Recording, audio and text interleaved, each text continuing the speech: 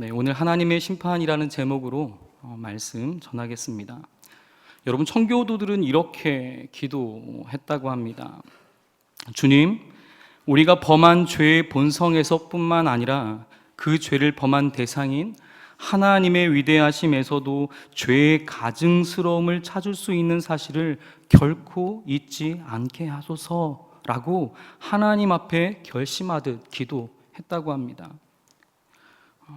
그렇다면 우리는 죄에 대한 자세가 어떠합니까? 청교도와 같은 자세입니까? 아니면 죄에 대해 전혀 감각이 없는 타락한 사람들의 자세입니까? 여러분, 그리고 죄의 정의는 무엇이죠? 죄는 하나님과의 관계가 깨어진 것 이상을 의미하고요, 하나님의 권위에 대한 도전입니다. 그런데 오늘 본문은 하나님의 권위에 도전하는 이들이 등장합니다. 깨어진 정도가 아니라 형체가 없어질 대로 없어진 가루가 되어버린 이들을 소개해요. 그런 여전히 이런 그들이 돌아오기를 고대하시면서 하나님은 심판하실 것을 엄포를 놓고 계십니다. 그게 오늘 본문 말씀입니다. 그래서 오늘 이 본문을 살펴보면서 하나님의 심판 아래에 있는 이스라엘을 통해 우리가 알아야 할 교훈은 무엇이고 어떠한 삶을 지향해야 하는지를 함께 나누고자 합니다.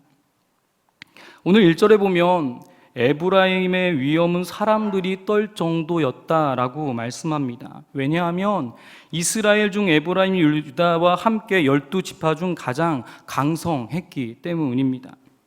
이 지파는 솔로몬의 아들 르호보암에게 북에서 10지파가 반기를 들 때의 지도자인 여로보암이 이 에브라임의 사람이었고요. 또 이후에 에브라임 지파는 북이스라엘 강성한 나라로 이끈 주도적인 지파였습니다. 그런데 그들의 능력에 의하여 사람들이 떨었던 것은 아닙니다. 그들의 능력에 의한 것이 아니었습니다. 하나님이 그들을 세우셨기 때문이고 그들과 함께 하셨기 때문입니다. 그런데 오늘 이런 위험은 오래가지 못했죠. 무엇 때문입니까? 자기를 높였기 때문입니다. 바알로 말미암아 범죄했기 때문입니다. 우리는 앞장에서 보았지만 여전히 바알의 문제가 이스라엘을 괴롭혔습니다. 이 문제는 이스라엘이 망하게 되는 이유가 되어버렸어요. 그래서 오늘 본문 1절에 보면 바알로 말미암아 범죄하였으므로 망하게 되었거늘, 여기서 보면 망하게 되었거늘 이라고 하면서 선지자는 다음에 또 무엇인가 더 큰 범죄를 저지를 것을 암시하고 있습니다. 우리 2절을 함께 읽겠습니다. 2절 말씀 같이 읽겠습니다. 이제도 그들은 더욱 범죄하여 그 은으로 자기를 위하여 우상을 부어 만들되 자기의 정교함을 따라 우상을 만들었으며 그것은 다 은장색이 만든 것이거늘 그들은 그것에 대하여 말하기를 제사를 드리는 자는 송아지와 입을 맞출 것이라 하도다. 여기서 보면 그들은 더욱 범죄했습니다. 은으로 누구를 위하여 우상을 만들었다고 합니까? 네, 여기서 보면 자기를 위하여 이 같은 일을 벌였습니다. 이들은 자신을 위하여 은을 부어 우상을 아주 정교하게 자기들을 위해 만들었습니다. 이 우상들을 은장색, 여기서 즉 은장이를 통해 다 만들었어요. 그런 은장이가 만든 우상에 대하여 그들은 이렇게 하라고 했습니다. 어떻게 하라고 했죠? 제사를 지낸 사람들은 송아지의 입을 맞추라고 했어요. 제사를 지낸 사람들은 송아지와 입을 맞추라고 했습니다. 이 말씀은 베델과 길갈 등과 같은 곳에 흥행했던 우상 숭배를 비난하는 것으로 하시는 말씀인 거죠. 따라서 우상 숭배의 결과에 대해 하나님은 이렇게 경고하셨습니다. 3절 말씀입니다. 우리 3절 말씀 같이 읽어보겠습니다. 3절 말씀. 이러므로 그들은 아침 구름 같으며 쉬 사라지는 이슬 같으며 타작마당에서 광풍에 날리는 쭉정이 같으며 굴뚝에서 나가는 연기 같으리라. 아멘. 하나님은 그들의 인생이 이제는 자신을 위하여 행한 우상 섬기는 이 모든 행위로 말미암아 쉬 사라지게 될 것을 말씀합니다. 어떻게요? 안개와 같이, 아침 이슬과 같이 또 쭉정이와 같이 연기처럼 그들은 잠깐 보였다가 없어질 것이라고 하나님은 경고하시고 계십니다. 다시 말해 하나님의 뜻에 순종하지 않는 인생은 쉬 사라지고 말 것이다 라고 하나님은 말씀하고 계신 것이죠. 이처럼 하나님을 향한 이스라엘의 사랑의 임시적 성향임을 하나님은 책망한 것이죠. 이어서 하나님은 선지자를 통하여 그들이 왜 어떻게 멸망하게 되는지를 말씀하신 후 그 멸망의 근본적인 문제가 무엇인지를 4절에 명확하게 말씀하셨습니다. 4절 말씀 볼까요? 4절 말씀 같이 읽겠습니다. 그러나 애굽 땅에 있을 때부터 나는 내 하나님 여호와라. 나밖에 내가 다른 신을 알지 말 것이라. 나 외에는 구원자가 없느니라. 아멘. 이스라엘이 그토록 고통받던 땅 어디요? 애굽에서부터 그들을 구원하실 때 아주 분명하게 말씀하셨습니다. 뭐라고 말씀하셨죠? 난 너희의 하나님이 될 것이다 라고 말씀하셨어요. 또 뭐라고 말씀하셨는가? 나밖에 다른 신을 너희가 알지 않기를 원한다 라고 하나님은 그들에게 말씀하셨습니다. 왜냐하면 그들의 구원한 하나님이 되기 때문이다 라는 것이죠. 심지어는 하나님은 질투의 하나님이라고까지 하셨습니다. 결코 자신 외에 다른 것에 관심을 갖기를 바라지 않으셨습니다. 누가요? 하나님께서 이스라엘 백성들에게 다른 것에 관심을 갖기를 원하지 않으셨어요. 이것이 바로 하나님 아버지의 마음이었습니다. 사랑하는 이로부터 자신만 사랑받기를 바라는 마음이었던 것이죠. 이런 하나님은 자신이 그들을 광야 마른 땅에서 알았다는 표현을 쓰고 계십니다. 알았거늘이라는 표현을 쓰고 계시거든요. 여기서 이 알았다는 이 표현은 그들을 보살폈다라는 의미로 볼 수 있습니다. 그러니 하나님은 이스라엘 백성들을 애굽으로부터 구출하셔서 광야에서 그냥 내버려 두신 것이 아니라 어떻게 하신 것이라고요? 보살폈다라는 것이죠. 어떻게요? 6절 상반절에 보면 그들은 하나님께서 먹여준 대로 어떻게 됐습니까? 배가 불렀어요. 하나님은 어떻게 하셨다고요? 먹여주셨다고요. 바로 우리가 출애굽기와 민수기를 통해 보았듯이 하나님은 광야에서 그들의 무엇이 되어주셨습니까? 구름 기둥과 불 기둥이 되어주셨습니다. 친히 보호자가 되어주셨어요. 마실 물이 필요할 때는 공급해 주시고 먹을 것을 요구할 때는 허락해 주신 분이 하나님이셨습니다. 이러한 분이 그들의 하나님이심을 바로 범죄하고 있는 이스라엘 백성들에게 밝히고 계신 것이죠. 바로 이스라엘 백성들에게 하나님은 은혜를 수없이 베풀어 주셨고 또 그들은 체험했던 것입니다. 그러나 그들은 보호자 되시고 공급자 되시는 하나님을 어떻게 한 것입니까? 어떻게 한 거죠? 배반한 것이죠. 16절 한번 볼까요? 16절 말씀 16절입니다. 같이 읽겠습니다. 사마리아가 그들의 하나님을 배반하였으므로 형벌을 당하여 칼에 엎드려질 것이요 그 어린 아이는 부서뜨려지며 아이 벤 여인은 배가 갈라지리라. 아멘. 사마리아가 그들의 하나님을 어떻게 했다고요? 배반했다고요. 그러면 이들이 하나님을 배반하고 배신한 이유가 무엇입니까? 그것은 6절 하반절에 보면 말씀이 나와 있죠. 그들의 배가 불러서 어떻게 됐다는 거예요? 교만해졌다는 거예요. 그들의 마음이 배가 차니까 풍성해지니까 어떻게 되는 거예요? 교만해진 거죠. 교만해져서 누구를 잊었던 것입니까? 그들의 구원자 되신 하나님을 잊어버렸던 것입니다. 이처럼 이스라엘은 그들이 살고 있는 젖과 꿀이 흐르는 비옥한 땅이 누구에게서부터 온 것을 잊었던 것입니까? 하나님께로부터 왔다는 사실을 잊었던 것이죠. 그래서 어떻게 된 것입니까? 교만에 빠져버렸던 것입니다. 여러분, 오랜 시간 이스라엘 백성들을 향해 그들의 죄를 깨닫고 돌아오라고 말씀하시는 하나님 아버지의 마음을 우리는 묵상해 보아야 합니다. 이처럼 회개하지 않고 더 극심한 죄를 더해가는 이스라엘 백성들의 모습을 보는 하나님 아버지의 마음이 어떠했겠습니까? 만약 우리의 자녀가 그렇다면 우리의 마음은 찢어질 듯 아프실 것입니다. 그 오랜 기다림이 결코 쉽지 않으실 것입니다. 그런데 이런 아픔 때문에 더 이상 하나님은 간과하지 않으십니다. 하나님께서는 자신을 잊은 교만한 그들을 향해 분명하고도 단호한 마음으로 7, 8절에 이렇게 심판에 대한 비유를 말씀하셨습니다. 우리 같이 한번 읽겠습니다. 7, 8절 같이 읽겠습니다. 그러므로 내가 그들에게 사자 같고 길가에서 기다리는 표범 같으리니 내가 새끼 잃은 곰같이 그들을 만나 그의 염통 꺼풀을 거기서 암사자같이 그들을 삼키리라. 들짐승이 그들을 찢으리라. 아멘. 여러분, 하나님은 교만하여 자신을 잊어버린 그들을 향하여 들짐승 즉 사자, 표범, 새끼 잃은 곰같이 또한 암사자같이 그들을 찢겠다고 말씀하십니다. 여기서 찢겠다고 표현한 것은 바로 하나님께서 이스라엘에게 느끼시는 배신감과 분노, 또한 이스라엘이 언약을 배반했음을 강조한 것이죠. 이처럼 하나님은 자신과의 언약을 셀 수 없을 만큼 어겼으므로 맹수가 먹잇감을 찢듯 찢을 것이라고 하십니다. 하나님을 잊어버린 그들에게 광야에서 친히 보호자로 공급해 주셨던 하나님은 교만할 대로 교만해진 그들을 심판할 것을 경고하셨던 것이죠.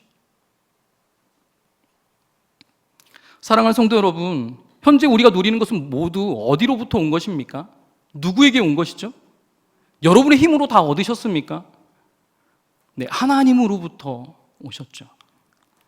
사도 바울도 로마서 11장 36절에서 이렇게 고백합니다. 이는 만물이 주에게서 나오고 주로 말미암고 주에게로 돌아감이라 그에게 영광이 세세히 있을지어다. 아멘 이라고 고백합니다. 결국 모든 주체가 하나님이라고 했습니다. 지금 우리가 구원받은 은혜는 하나님께서 값없이 주신 선물입니다. 하나님이 우리를 사랑하시되 끝까지 사랑하셨기 때문에 우리가 구원을 받게 된 것이죠.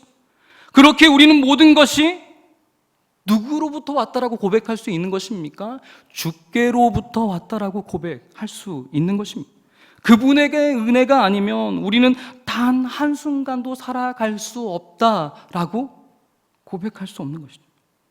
호흡하는 것뿐만 아니라 우리의 삶의 모든 부분에 하나님의 손길이 미치지 않는 곳이 없기 때문에 우리는 그분의 은혜가 아니면 살아갈 수 없는 존재다라는 것이죠. 이스라엘 그들의 삶 가운데 누가 은혜를 부어주셨습니까?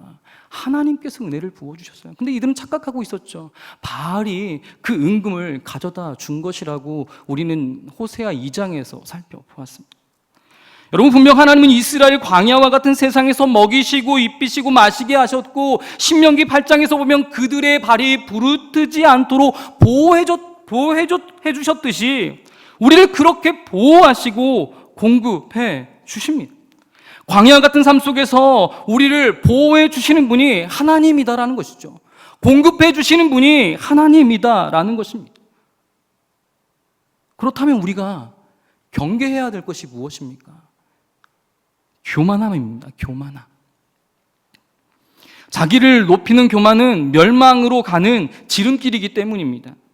잠언 기자는 교만은 패망의 선봉이요 거만한 마음은 넘어짐의 앞잡이라고 여러 번 말씀했습니다.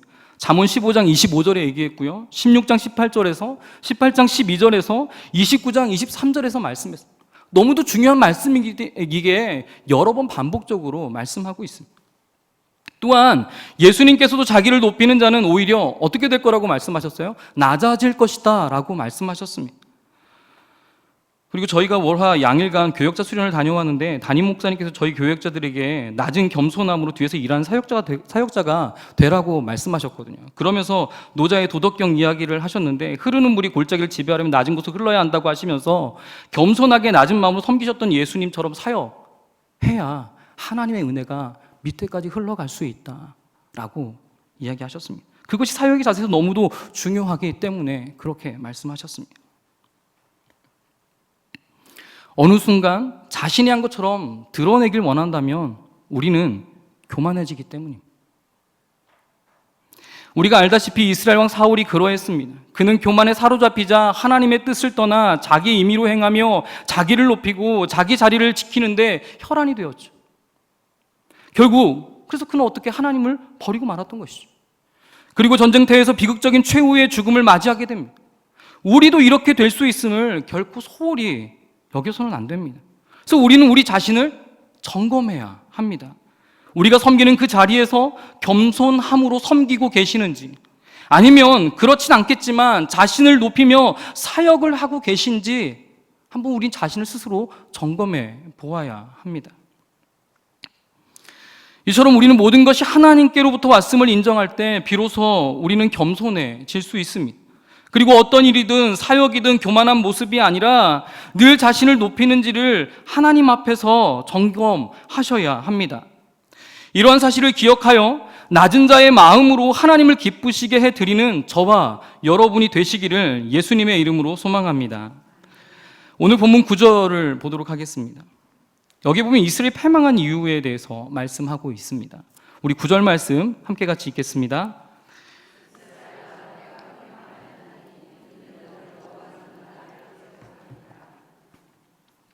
그들이 멸망하게 된 이유가 뭐라고요?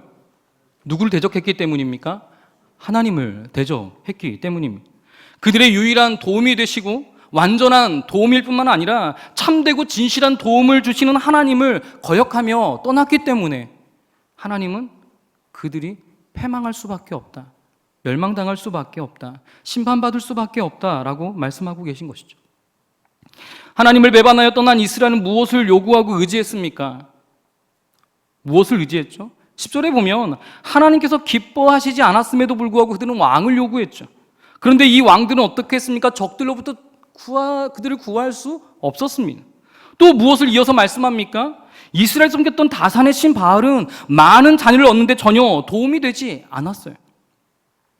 여러분, 이처럼 바알과 음행한 이스라엘은 마치 난산을 겪는 여인처럼 아이를 전혀 얻지 못할 것과 산모까지 죽음과도 같은 고통을 겪는 운명에 처할 것을 말씀하셨습니다. 이렇게 이스라엘이 당하는 고통은 죽음으로도 끝나지 않을 것이라고 말씀하셨어요. 아주 지독한 형벌을 말씀하시죠. 14절입니다. 우리 14절 말씀 같이 한번 읽어보겠습니다. 내가 그들을 수월의 권세에서 속량하며 사망에서 구속하리니 사망아 내 재앙이 어디 있느냐, 수월아 내 멸망이 어디 있느냐, 뉘우침이 내 눈 앞에서 숨으리라. 아멘. 하나님께서는 사망의 재앙과 수월의 멸망이 이스라엘에게 임하지 못할 것이기에 그 고통이 계속되리라고 말씀하십니다. 또 바알 숭배를 통해 토지의 소산을 많이 얻으려고 하지만 그 작물들은 동풍으로 인해 수확하지 못하는 상황에 처한다고까지 하셨어요. 이처럼 농부들은 힘들게 일하고도 아무것도 얻지 못하게 되는 것이죠. 왜 이런 현상들이 이스라엘에게 임하게 될 것을 말씀하고 계신 것입니까? 이들은 하나님의 뜻과 상관없이 자신이 원하는 바를 얻으려고만 했기 때문이죠. 하나님의 뜻과 상관없이 자신이 원하는 바를 얻으려고 했기 때문입니다. 이 사실은 수단과 방법을 가리지 않고 얻으려고만 했던 그들이 얻지 못하고 고통만 겪게 된다는 것입니다. 심지어는 사망의 재앙과 수월의 멸망이 임하지 못할 것이기에 끝나지 않는 고통으로 말미암아 비참한 삶이 이어진다는 것이죠. 따라서 우리가 지금 얻고자 노력하는 것이 하나님의 뜻에 합당한 것인지 우리 스스로도 살펴보아야 합니다. 그래서 우리가 노력해야 하는 것은 세상으로 말미암아 하나님을 대적하는 것이 아니라 세상을 이기도록 도움을 주시는 하나님을 바라보는 것입니다. 이들이 실패한 것이 무엇이에요? 하나님을 바라보지 않았던 것, 그것이 그들이 실패했던 요인입니다. 시편 120편을 보면 1절 2절에 내가 산을 향하여 눈을 들리라 나의 도움이 어디서 올까? 나의 도움은 천지를 지으신 여호와에게서로다 라는 고백을 시편 기자가 합니다. 여기서 시인이 향하는 산은 견고함, 한결같음, 불변성, 영원성을 상징합니다. 또한 종종 하나님의 보좌가 계신 곳으로 묘사되기도 합니다. 따라서 시인은 산을 향하여 눈을 든다는 것은 오직 도움이 되시는 하나님만을 바라겠다는 것이에요. 영원하고 불변하며 견고하고 늘 동일하게 도우시는 하나님만을 의지할 것을 고백하고 있는 것입니다. 사랑하는 성도 여러분, 눈에 보이는 것에 현혹되지 말고 변하기 쉬운 세상, 갈대처럼 결코 기댈 수 없는 한계가 있는 사람을 의지하지 않아야 합니다. 그러나 자꾸 우리는 이런 것에 쉽게 매료가 돼요. 마음이 끌리죠. 그러다 보니 결국 하나님과 멀어지게 되는 것입니다. 바로 이러할 때, 그때 우리에게 작동해야 하는 마음과 태도, 자세가 무엇입니까? 하나님만을 바라보는 것입니다. 우리의 의지할 분이 되시고 진정한 도움이 되시는 하나님만을 바라보는 것입니다. 그래서 우리는 이렇게 고백할 수 있어야 합니다. 시편 46편 1절에 3절 말씀을 시편 기자는 이렇게 고백하죠. 하나님 우리의 피난처시오 힘이시니 환난 중에 만날 큰 도움이시라. 그러므로 땅이 변하든지 산이 흔들려 바다 가운데 빠지든지 바닷물이 솟아나고 뛰놀든지 그것이 넘침으로 산이 흔들릴지라도 우리는 두려워하지 아니하리로다 라고 선포해야 합니다. 천지를 지으시고 전능하신 하나님께서 분명 자신이 아끼는 독생자 예수 그리스도를 보내주신 것처럼 우리를 사랑하시기 때문에 피난처가 되어주실 것이고 힘이 되며 도움이 되어주실 것이기 때문입니다. 그래서 우리가 누굴 바라보아야 된다고요? 하나님만을 바라보아야 하는 것입니다. 사랑하는 성도 여러분, 하나님은 선지자를 통하여 그동안 자신의 책에서 이스라엘에게 임할 심판을 여러 차례 선언하셨습니다. 이 말씀을 읽으면서요, 새롭게 말씀해야 되는데 파도 늘 같은 말씀, 너희를 심판하겠다, 멸망하겠다, 너희를 찢어 죽이겠다, 이 말씀이 계속적으로 반복될 뿐이었어요. 오늘 본문에서도 보면, 여기서 요약하면 앞으로 사망에서 동풍이 불어올 것이라고 하시죠. 그런데 이 바람의 파괴력이 얼마나 대단한지 샘과 우물을 어떻게 한다고 했습니까? 마르게 할 것이다 라고까지 말씀합니다. 그러니까 그들이 마실 물이 없게 하시겠다라고 말라 죽이는 거죠. 바로 사람들은 칼에 찔려 쓰러지고 어린이들은 박살날 것이고 임신한 여인의 배가 갈린다는 것입니다. 이것은 혹독한 전쟁, 아시리아의 침략과 도력으로 말미암아 당할 심판을 이야기하고 있는 것이죠. 아까 왕이 이스라엘 백성들을 지키지 못했다고 말씀드렸어요. 바로 그것은 바로 아수르라는 이 나라로 말미암아 왕은 그들을 지킬 힘이 없다라는 것이죠. 하나님을 선택하지 않아 비참한 심판의 결과를 그들에게 보여주시고 계신 것입니다. 따라서 우리는 어리석고 배은망덕한 이스라엘 백성들과 달리 우리의 삶이 다 주로 말미암았다라고 고백하셔야 합니다. 그리고 이들처럼 교만하지 않고 겸손한 자세로 사역을 하며 어떤 위치에서든지 낮은 마음을 갖고 섬기는 자세로 연습하는 그런 모습들이 필요합니다. 그리고 모든 사역과 하루 일과를 마친 후 우리는 성찰해야 합니다. 그리고 가장 중요한 것은 세상을 의지하는 것이 아니라 오직 하나님만을 바라보는 저와 여러분이 되시기를 소망합니다. 그러므로 언제든 사라질 이 세상을 의지하는 것이 아니라 오직 우리의 진정한 도움이 되시는 하나님만을 바라고 의지하는 저와 여러분이 되시기를 주님의 이름으로 축원합니다. 말씀을 생각하시면서 기도하겠습니다. 주님, 우리가 이스라엘 백성처럼 어리석어 교만하지 않고 우리의 인생의 전부가 되시는 하나님만을 바라보는 자들이 되게 하옵소서. 교만하여 마치 자신이 다한 것처럼 옳은 것처럼 행동하지 않고 오직 하나님 말씀처럼 겸손하여 낮은 자세로 살아가는 자가 되게 하옵소서. 그리고 늘 주님 앞에서 나의 죄악들을 성찰하여 주님의 온전한 사람으로 세워지게 하시고 우리의 어떤 환난에서도 피난처가 되어주시며 힘과 도움이 되시는 은혜의 역사를 날마다 경험하는 우리의 삶이 되게 해달라고 같이 기도하도록 하겠습니다.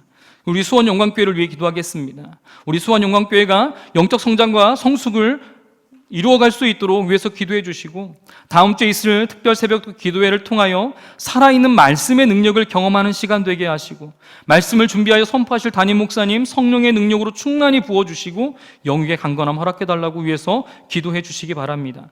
새생명 전도 축제가 진행 중에 있습니다. 한 사람이 한 영혼을 구원합시다라는 주제로 우리가 기도하며 나아가는데 작정한 영혼들에게 복음을 전할 수 있는 접촉점이 마련이 되게 하시고 주님의 교회로 인도되어 나아올 수 있도록 위해서 기도하겠습니다. 담임 목사님 목양사역, 설교, 신방, 제자반, 사역반 등등 이런 사역을 통해 주님의 제자들을 온전히 세워가는 주님의 귀한 통로가 되게 해달라고 위해서 기도해 주시고 또 이러한 주님의 제자들이 곳곳에서 귀한 사역을 감당함으로 교회가 더 역동적이고 성령 하나님의 역사를 온전히 경험할 수 있게 해달라고 위해서 기도하겠습니다. 우리 각 가정을 위해서 선교사님의 사역과 세계 열방 선교를 위해서 이 나라와 민족을 위해서 또 우리 믿음과 말씀을 계승해 나갈 다음 세대, 우리 자녀들을 위해서, 특별히 우리 아픈 환우들을 위해서, 또 그리고 마지막으로 가지고 나오신 각자의 기도 제목으로 우리 주여 한번 부르짖고 통성으로 기도하시겠습니다. 주여